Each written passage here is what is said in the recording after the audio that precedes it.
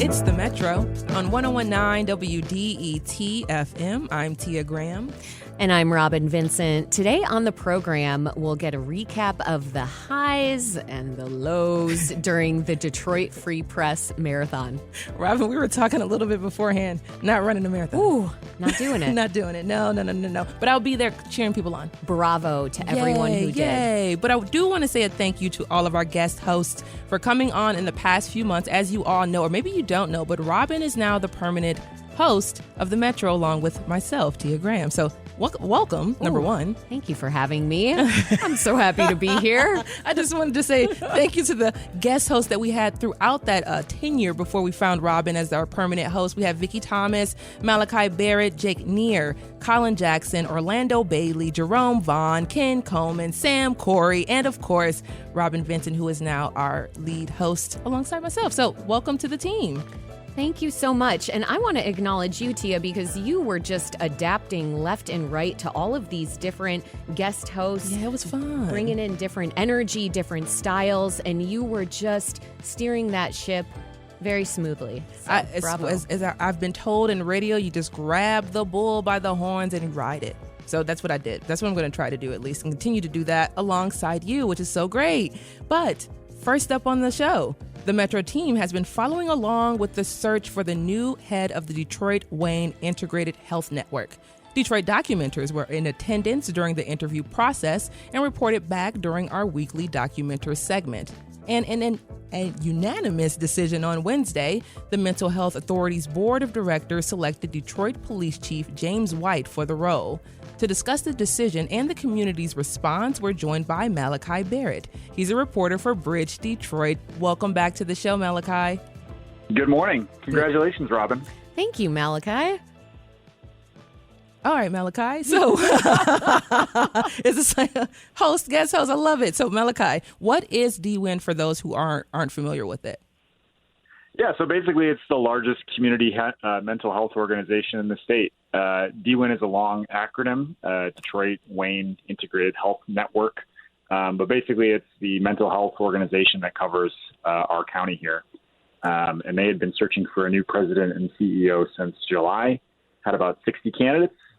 Seemed like Chief White was going to be a clear favorite from the beginning, and then we reached the end of that process. Well, close to the end of that process with his hiring last week. They still need to do some negotiations to figure out his salary and announce when he'll step down from DPD and take that role. But that's where we're at now. And Malachi, that seems like a quick process, actually. So what has White said about why he wanted to be the DWIN CEO? I think for him, he's been passionate about mental health, since taking DPD. Before that, he was at the Michigan Civil Rights Department. He's a licensed mental health professional. He went back and got a master's degree at Central Michigan University, my alma mater. Fire up chips. So this is an issue he's been really passionate about, and I think he's been, frustrated with the kind of limitations of a police chief in being able to address the mental health crisis, which has really gotten much worse since the COVID pandemic for a lot of reasons. And for him, he's been with the police department for nearly 3 decades. He served as assistant chief for a long time. Now he's been chief for the last 4 years. He had moved on to go run the Civil Rights Department and was kind of brought back into the fold after, the previous chief, James Craig, decided to run for political office. So I think for him, it's how often does a job like this kind of come up that aligns so closely with, something that he feels really strongly about. So on paper, it kind of makes sense. So, Malachi, as you've been following along as the leader of DPD, has Chief White approached mental health in any different way from previous chiefs of police in Detroit? Yeah, I'd say so. I mean, I don't have the kind of, historic institutional knowledge to compare a lot of our past chiefs, but I do know that when Chief White came onto the scene, one of the first things he did was really beef up and reform the crisis intervention team. That's been a really flagship, policy, thing that he's implemented. Basically, they have partnered. They specially train police officers to respond to mental health calls. They equip them with certain non-lethal tools, and they partner with co-responders at DWIN, actually. So this is already kind of a partnership between that mental health authority that he's going to be stepping into. Yeah. And so the teams show up and respond to crises in a different way. And, it's been attributed with saving lives, with de-escalating situations. I think a lot of folks remember the tragic death of Porter Burks, who was killed by police when they were responding to a mental health crisis he was going through. And that had a big effect on the chief. And, he cited that a lot as the reason why he wanted to try to do things a little bit differently. So that will continue. I think there's hope at the city that this will result in some stronger partnerships between the two organizations, because that rise in mental health calls, it's at a crisis point, and it hasn't been going down either. I mean, we're continuing to see this escalate. We're talking with Malachi Barrett about DPD Chief James White recently being named the DWIN CEO. And last year, Chief White spoke with Mayor Mike Duggan on the police's role in mental health care at the Mackinac Policy Conference. Here's this clip here. I say it often, you're not going to arrest your way out of crime. We know that there are things that impact decision making. We know when someone shoots someone because of road rage. That's not something that you can talk someone out of. There's something going on. We know when we're averaging a barricaded gunman a week and someone is isolating themselves in a home with a gun, threatening to kill themselves because their girlfriend or boyfriend broke up with them, that we've got a big problem. So we needed to look at ways that we could, A, safely handle these runs, and B, get the officers the training that they need, because we know we're losing officers. We've got officers that have been shot. We've got officers that have been killed by people who are in mental health crisis. And so this was just a pathway to do something different. Malachi, we've talked to mental health experts on the show about the importance of community and connecting with people. How has Chief White approached the community as head of the DPD? I've spoken to a couple of folks, particularly on the Board of Police Commissioners, who feel that White actually did quite a bit to kind of restore trust in the community and engage residents and improve some of those relations, especially coming in after, some of the uprisings that were happening around policing in 2020. He became interim chief in early 2021. He certainly has had some issues with demonstrators in the city. Folks, I think, were particularly upset to find out that DPD was tracking social media pages of some activists. Right. But Chief White is president of the community. He does these regular walks throughout different neighborhoods. And at least, members of the Police Commission Board think that he's done a good job of engaging folks. And are there concerns that someone who led the DPD is now leading the largest mental health provider in Southeast Michigan? I know I hear a lot of just chatter from social media and just individuals having conversations among themselves. They are a little, uneasy about it. So what are you hearing? Yeah, I mean, that came up in the interview process. It came up, it was brought up by residents who spoke out during these public meetings when the interviews were happening. And Chief White himself even referenced that it might be difficult for him to kind of come in and he's going to have to build trust. He had said in his final interview last week that, he understands that people are going to have this impression or expectation that he's going to have a policing mindset. But that's not, he's pledging at least to not bring that to the table. I mean, it depends on probably how you look at it. I mean, could it be an asset to have that experience? Could it be a detriment? I think we have yet to see. And it's important to also, acknowledge that he does have the training as a licensed mental health professional. And he was briefly at the Civil Rights Department, but I think, that kind of speaks to some of his broader feelings. I mean, you heard him in the clip talk about how police can't arrest their way out of these issues. And he's talked about, creating programs that get at problems beyond just having officers show up. I think you see that with the crisis intervention team. You see that with community violence intervention programs that have been started. I think it's something to watch. It definitely was a concern for some of the residents who called in.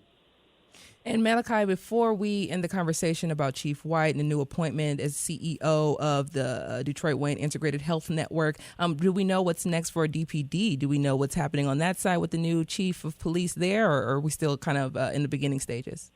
Yeah, that's a great question. It's not exactly clear when his last day will be or who will replace him. It's up to the mayor to select an interim. The Board of Police Commissioners are then going to recommend a list of candidates for a permanent replacement, and the city council will authorize that. I talked to Daryl Woods last week, who leads the BOPC. He said they plan to embark on a national search.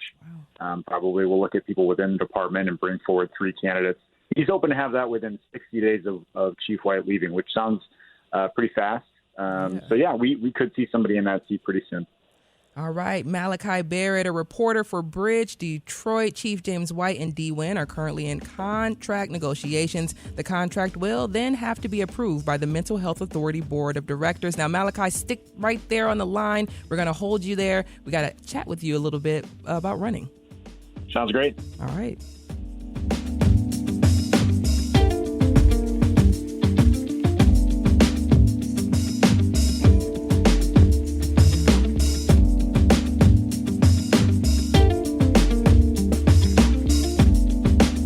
This is The Metro. I'm Robin Vincent. We're here with Bridge Detroit reporter Malachi Barrett. Now, Malachi, you're not only a reporter, you're also a marathon runner. Was this your first marathon? So I have to say, I only ran the half marathon. Okay, still. And we're talking about the... miles. Yes, go on. Well, yes. So it was a lot. I'm not normally a runner, but it was great. I was at the Free Press International Half Marathon this weekend, and there were 26,000 people, I think, that had signed up for all of the races going on that weekend. It was a great experience. Yeah, I mean, what was going through your mind? You know, did you have that like mental feel the mental push that one has to do where you're talking to yourself about this and just having that monologue going on? I have to like trick myself when I'm running because I'm like a short, stocky guy. I'm not like a light, elegant runner like you'll see some folks. I'm not that kind of athlete. So I need to tell myself the whole time, like, you know, don't focus on how much this sucks. Every step is painful. Right. And I ran for 2 hours and 17 minutes. That's a long time to be kind of focused on one thing. Wow. What's your I had my song? headphones. I had a lot of electronic music. I had a lot of I actually had some like DJ Minx and some kind of local Nice. techno in there to kind of get me in the groove. Yes. But the atmosphere was really cool because it's scenic. I mean, we ran across the Ambassador Bridge, and then you're in Windsor for a little bit. You run along kind of the Detroit riverfront, which I spend a lot of time on the Detroit side. I don't really spend much time on the Canada side. And then you come through the tunnel and run through downtown. So a lot of folks came out. It was cool to see everybody. I saw some folks I recognized as I was running by, looking like a zombie person, I'm sure. But yeah, it was just a really cool, energizing event. And then hung out in Capitol Park afterward, and there was some live music and just a beautiful day. Weather was perfect. I hope you're sitting down for this conversation and resting your legs. One of my Spaghetti friends legs. yesterday told me she was icing her whole body. Yeah, I went home, I laid on the couch, and I watched the Lions win and basically didn't move for like 6 hours afterward. Snaps for that. Yeah. Well, that is so awesome. Thank you so much for joining us on the show. As always, Malachi, looking forward to chatting with you in the near future. My pleasure. Thanks, guys. Keep up the great work. Coming up, a new exhibit at the Arab American National Museum features works by the artists who created something called wayfinding. That's the language of pictures that help all of us find our way.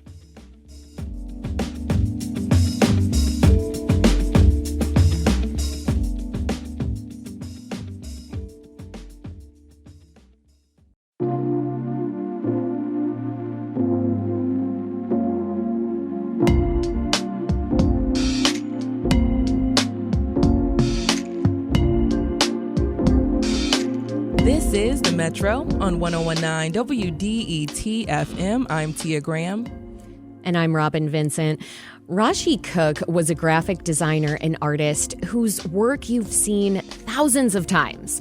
In the 1970s, he and an associate, Don Shinosky, collaborated to produce some of the most recognizable pictographs in the world. His work, it was quite literally iconic. Think of the no smoking symbol, or the do not enter, or man and woman bathroom pictographs. Those were all designed by Cook and Shinosky. Now, in the last 2 decades of his life, Raji Cook shifted his work to sculptural assemblages. Think shadow boxes or 3D collages. His later work drew inspiration from his Christian Palestinian heritage. That work is on display at the Arab American National Museum in Dearborn right now. And with us to talk about Raji Cook's life and legacy and the exhibit is the museum's curator, Elizabeth Barrett Sullivan. Elizabeth, thanks for joining us on the Metro. Thank you so much for having me. So, Elizabeth, before we talk about his art and design work, let's start with the man himself. Who was Raji Cook? Raji Cook was a Palestinian-American graphic designer, artist, humanitarian activist. He is from Pennsylvania, and we are very lucky to have connected with him as an institution and brought his work to our collection and to our visitors. Now, his work, it is everywhere. Seeing the pictographs that he designed, it's surreal. How did he come to be the designer behind symbols like the Red Cross, the fork and knife, and no parking, for example? Yeah, so, pictographs have like ancient origins. So he's not the inventor of pictographs, certainly, but Sure. In the 1980s, the Reagan administration put out a call for graphic designers and artists to sort of standardize those symbols and create a system for the U.S. And it's also been, similar systems are used internationally. And his firm, Cook and Shinosky, won the bid in the 1980s.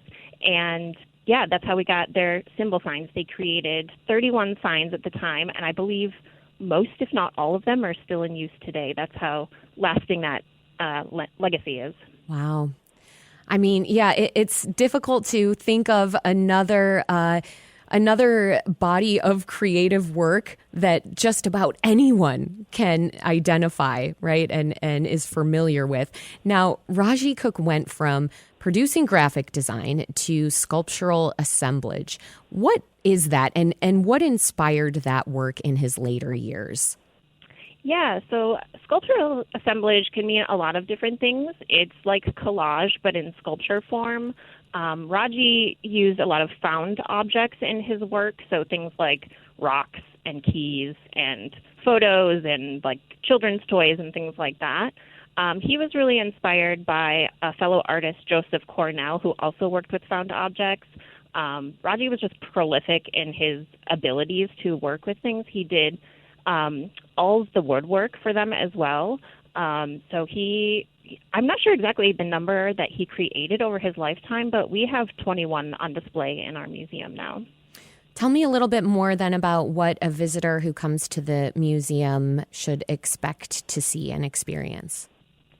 Yeah, so we were very fortunate to work with his family. He passed in 2021, unfortunately, but we worked with his family to bring this collection to the museum. And the intention was always to put together quite a large display of his work because it hadn't all been shown at one time at a large scale. And I think that's something that he really was hoping would happen during his lifetime. But we are very happy to have it with us now. So we have over 20 of his assemblage boxes on display, as well as about 7 of his posters as well. He did a poster series in the 90s, focusing primarily on the Palestinian struggle for determination. Many of his works deal with that Palestinian struggle, and the ones that you'll see have, deal with the things like the water crisis, the discrimination that Palestinians have faced, and their strive and determination for their right of return. If you're just tuning in, we're chatting with Elizabeth Barrett Sullivan, the curator of Waiting for Peace, which features the works of Raji Cook at the Arab American National Museum. Now, Elizabeth, we would be remiss to not discuss the Palestinian struggle, particularly in this moment. And the exhibit is called Waiting for Peace, which very much speaks to that struggle. Could you talk about that title? Yeah, so that title actually comes from a quote by Mr. Cook himself. He describes his father, who left Palestine in the 1930s and was since exiled. He had to remain in the U.S. and was never able to return. And he described his father sitting by the radio, by the TV, just waiting to hear some good news about what was happening overseas. And his father died at 94, never having been able to realize that piece. And Raji always said that he didn't want to also die waiting for that news. And unfortunately, he did pass in 2021. And Elizabeth, just building off of that question there, or that comment, I'm thinking about the historical lens that we're taking when we talk about Waiting for Peace by Raji Cook and the generations that have been impacted, Palestinian generations of individuals who've been impacted by what's been going on in their homeland and beyond. So if we can just talk about that for a moment, the importance of spreading this knowledge and this information, not because it's just a cool exhibit, but because it's from Raji Cook and he has this very, very important space in history, especially right now. Yeah, I mean, we, at the museum, it's something that we definitely talk about, the legacy and the history and the multi-generations that have been affected. We have exhibitions that talk about the different immigration waves, and I think this exhibition really highlights those later generations who have this sort of disconnect from their homeland and aren't able to return and just constantly feel like they have these political identities that were thrust upon them. They would love to just be able to celebrate their culture, but have to talk about these issues, political issues, all the time. A lot of us are waiting for peace, and Waiting for Peace is the name of the exhibit by Raji Cook. It's on display at the Arab American National Museum in Dearborn. Elizabeth Barrett Sullivan, thank you so much for joining us on the Metro.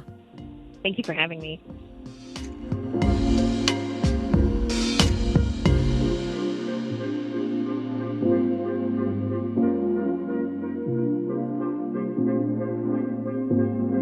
This is the Metro on 101.9 WDET FM. Taking a look at the forecast today, sunny with a high around 81 degrees. Tomorrow, Tuesday, sunny with a high around 77. Wednesday, mostly sunny, 68 degrees, windy. Gusts could reach up to 25 miles per hour. And Thursday, 56. Friday, a chance of rain, 62. So we do see the fall weather coming in, but we also see some summer weather right now, and I'm loving it. Loving it. From the WDET newsroom, Michigan's tart cherry growers harvested almost 50% more fruit this year than they did last year.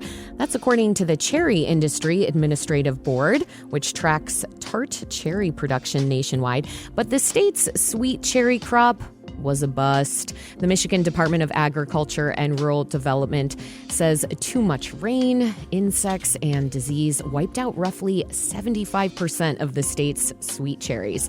The U.S. Department of Agriculture granted the state's request for a disaster declaration in 11 cherry-growing counties in northwest Michigan. Producers can apply for low-interest emergency loans to cover their losses. I love cherries, Robin. I love cherries. They're really expensive, but I love cherries. Indeed. Same, but we got some problems here. We really do. So hopefully we can get those remedied and we can get some cherries growing back in Michigan. However, coming up, Cinema Detroit is still up and running, showing niche films to audience pop-up style. We'll chat with Paula Gutted about the next few pop-ups. You stay right there.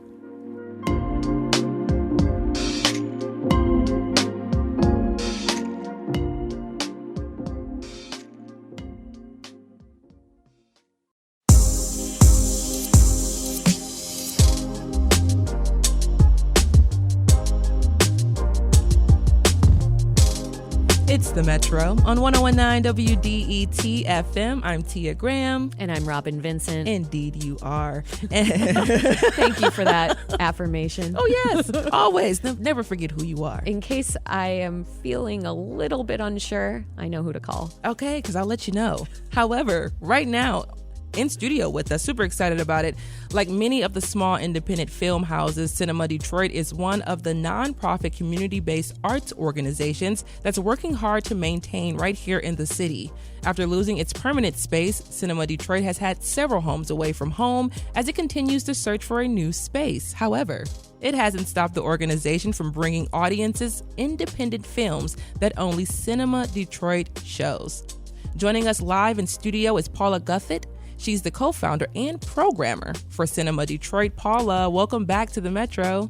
Thanks, Tia. I'm happy to be here. Of course. So what's been going on with Cinema Detroit? What's been going on since we last spoke back in like February or March of this year? Yeah, so we've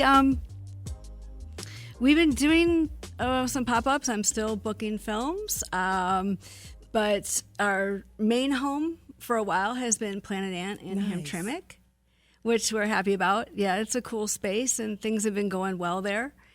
And this Wednesday, though, we have a screening at the U of M Detroit Center. So we're back down here in Midtown, which is awesome. And the film is a documentary called Union about the formation of the Amazon Labor Union in 2022. And obviously the story is still continuing. But it's a really great behind-the-scenes look. Like, I've had a lifelong interest in labor. My dad was in a union. My husband's in a union. I've booked several labor and union-related films in the last decade, right?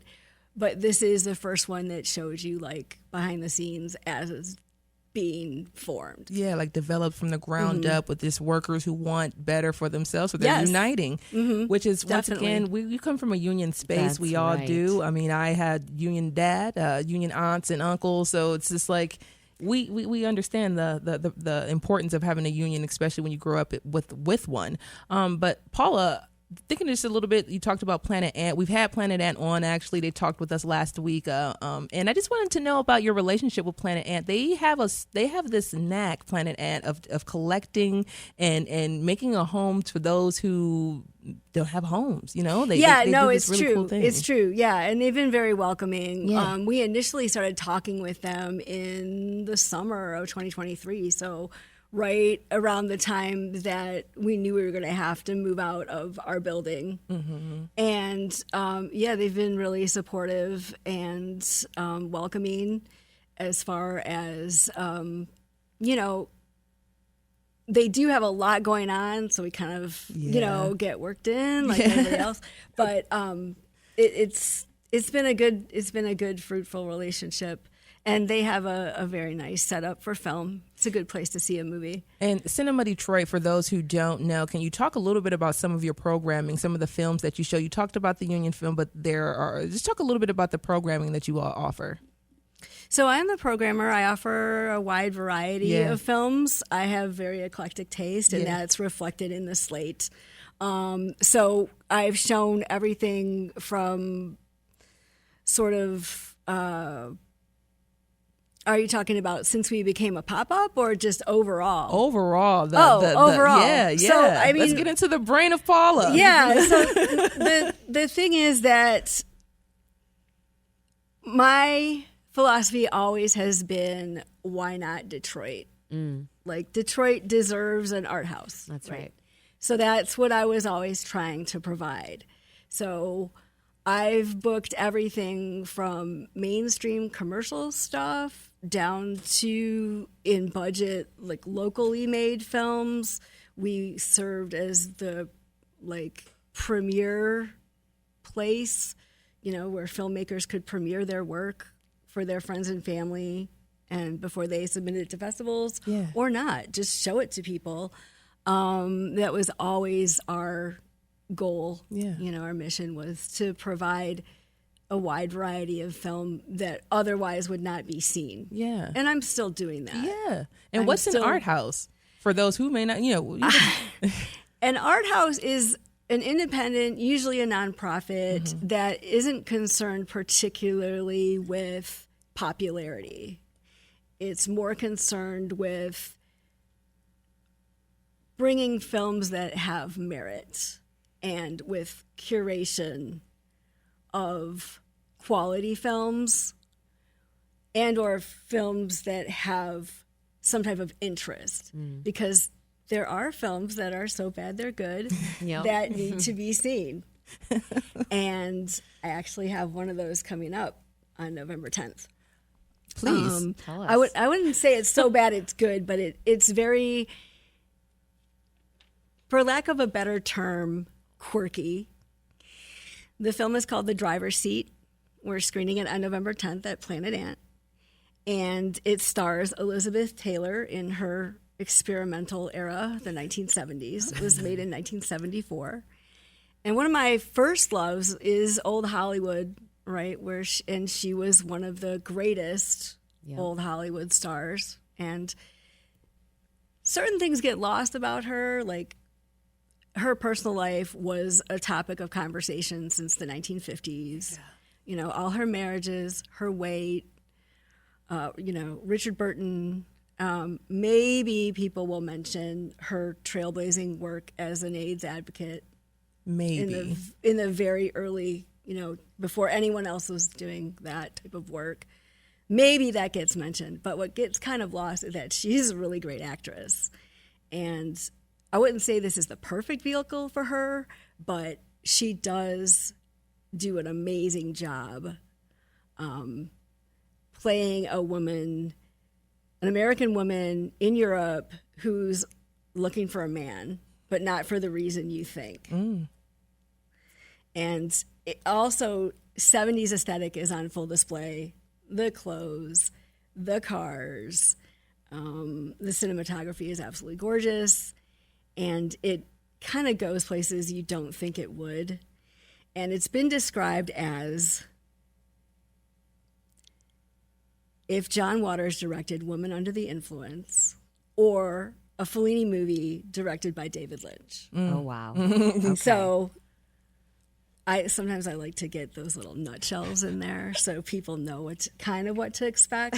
But I really think it's a cool film and, fast becoming a cult classic, if not already there. And that's called The Driver's Seat. The Driver's Seat. I love that. If November you're just 10th. joining us, we're chatting with Paula Guthett, co-founder and programmer for Cinema Detroit, and we're chatting about some of the upcoming showings that you have. You have the Union screening and discussion at U of M Detroit Center happening October 23rd, and then November 10th you have The Driver's Seat, aka Identifit at Planet Ant. Is that Identikit. For whatever reason, they gave it that name in the U.S. Yeah. But that's not the name I see getting used a lot. Yeah. So I just went with The Driver's Seat. Okay. That's the name on the print. So that's what we're going to roll with. That's what we're going to roll with, yeah. So, we're talking a little bit about your upcoming showing, some of the things that we're going to see.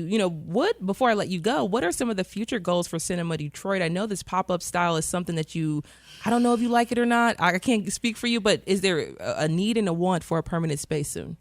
There is a need and a want. Yes, we're always looking. Cinema is a very difficult thing to find a existing space for. Mm-hmm. We don't have the funds to build from scratch. Yeah. And the two main requirements are a very high ceiling, I would say 15 foot and up, and no weight-bearing columns. Usually they're every 10 feet, which is, we don't really do obstructed view in film. Like, that's not really a thing. I do understand. So if a supermarket or something like that comes online, that would be ideal. Yeah. In the meantime, I like working with other venues as well. I think it's fun to show Cinema Detroit people that these other places are concerned with film and other arts, i.e. like Planet Ant. They do a lot of amazing things. So it's cool to let our folks know if they're not already aware. And then for Planet Ant to, sort of be our stage for a night, a few hours to show what we do. So there's a lot of sort of cross-pollination, I guess you would say, and I enjoy that too. Yeah, it's film is an expensive business to be in, and we're always looking, but in the back of my mind, it's like, how are we going to pay for it? Yeah, it's always instead of sort of jumping in ahead of that, which is what we did when we started. We've got to be a little more careful now. I think the art scene has changed. The way films are consumed has changed. A lot of sort of the mid-budget, mid-promoted films that we used to get at Cinema Detroit and do really well with honestly now go either straight to streaming or they have a very limited theatrical window in the most popular markets. Yeah. Right. Yeah. So, you know, we're always looking, we're being careful. I still love film. I'll keep booking it as long as people keep coming. And maybe even if they don't.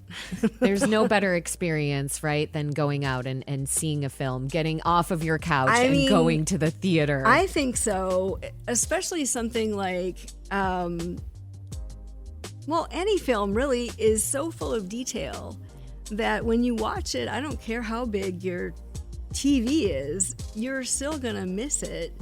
And always with a audience, everything is going to be amplified, right? Yeah. A happy movie, funny movie is funnier. A scary movie is most definitely scarier. And a sad movie is more sad. Mm-hmm. Like there's nothing like, because you go in the dark, there are no distractions, hopefully. We encourage you to not create any distractions, but it's dark. That's all you can look at, right? Exactly. You're hopefully not looking at your phone, and no one's, yelling to you from the other room. You can't hear the neighbors mowing their lawn or whatever. Do you know what I mean? There's 100%. not a lot of... You're just locked into Yes. what you're doing. And I just want to say thank you, Paula Guthit, the co-founder and programmer for Cinema Detroit. There are 2 showings through Cinema Detroit coming up pretty soon on October 23rd, union screening and discussion at U of M Detroit Center. And then November 10th, The Driver's Seat at Planet N is happening, featuring Elizabeth Taylor, one of her, you said it's not bad, but it's not great. It's so bad it's good. Yes. Thank you so much, Paula, for joining us on the Metro. Thank you so much. I'm happy to be here.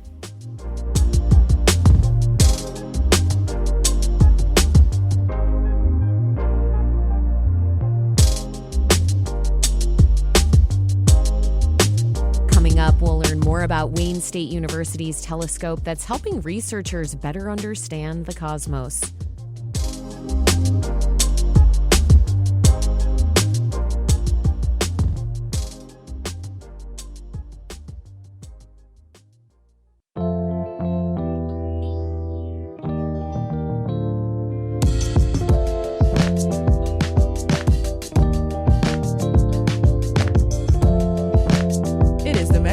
On 101.9 WDET FM, I'm Tia Graham. And I'm Robin Vincent.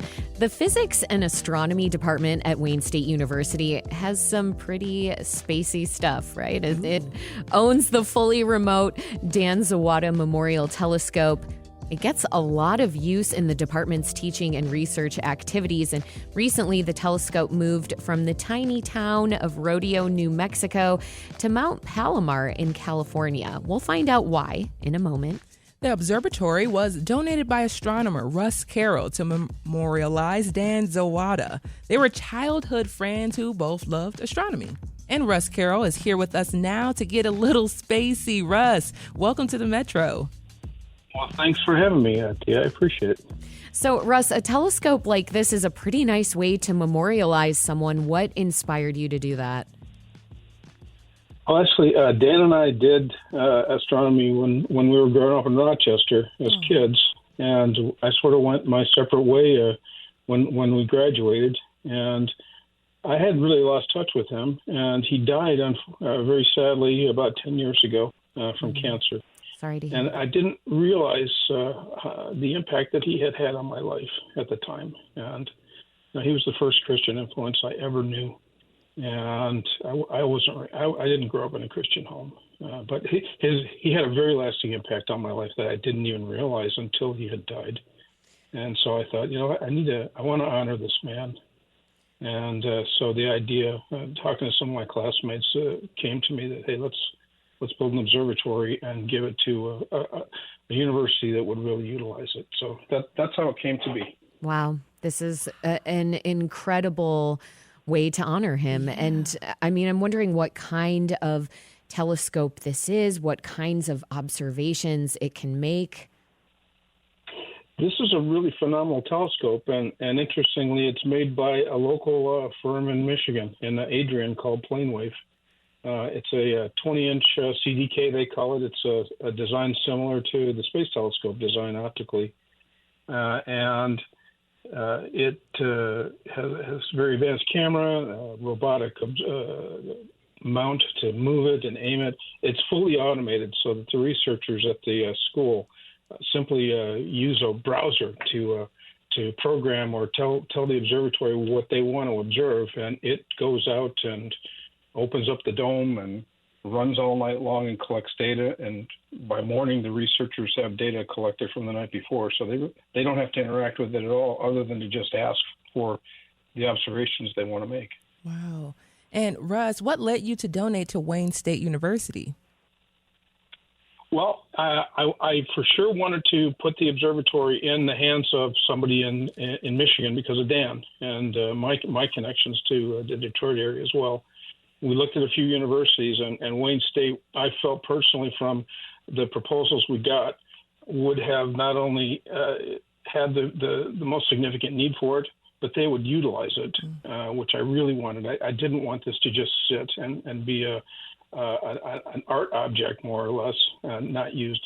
I knew that they had the faculty and the staff and the interest to fully put this telescope to good use, which they really, really have. I'm so pleased for what they've done with it.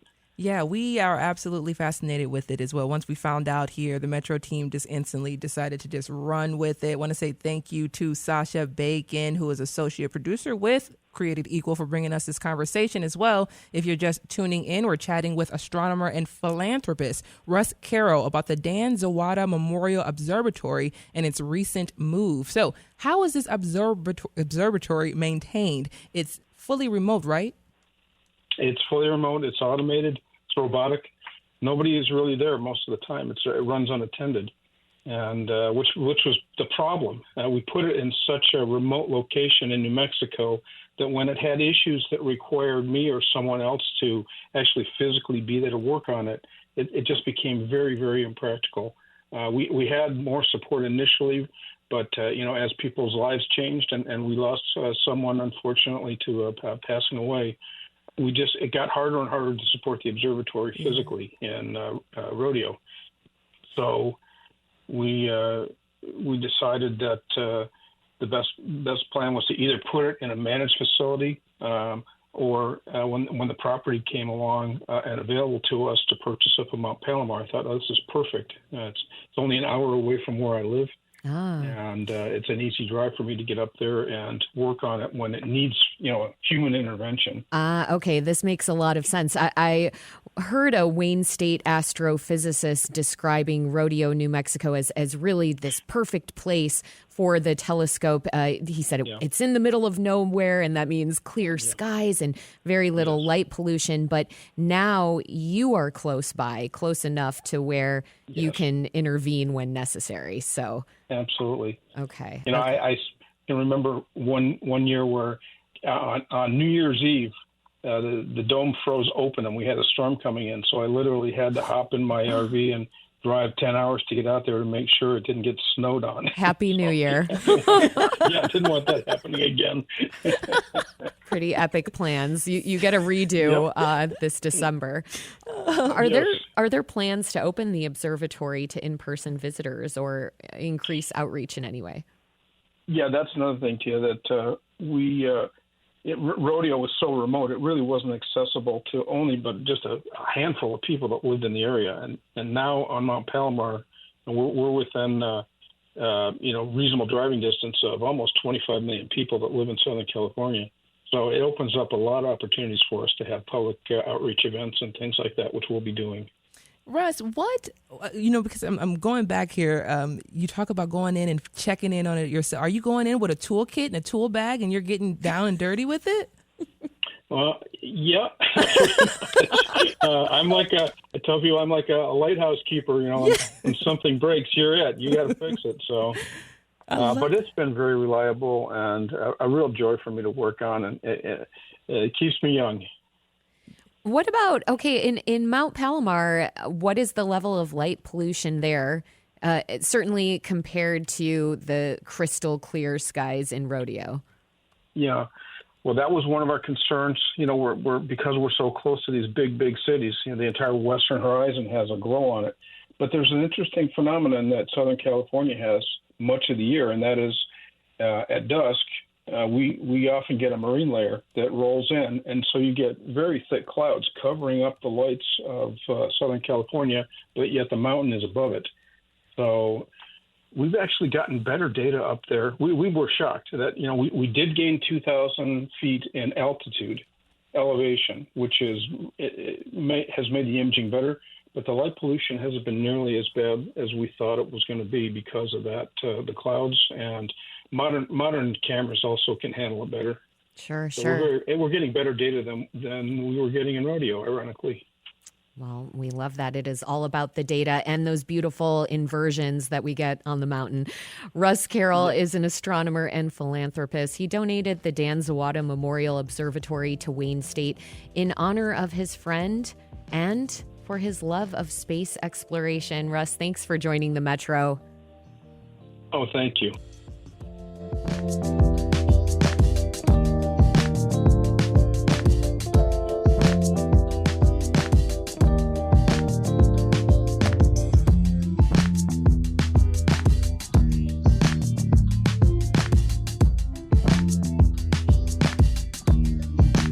It's the Metro on 101.9 WDET FM. Hopefully right now, whoever you are listening, that you're outside enjoying some of this weather. It's not going to last much longer. Before we know it, we're going to be wearing winter clothes, and I am not looking forward to that. Sad. I know, it's very sad, but I do want to talk about the Lions. The Lions beat the Vikings 31-29 in Minnesota. It almost gave me a heart attack last night.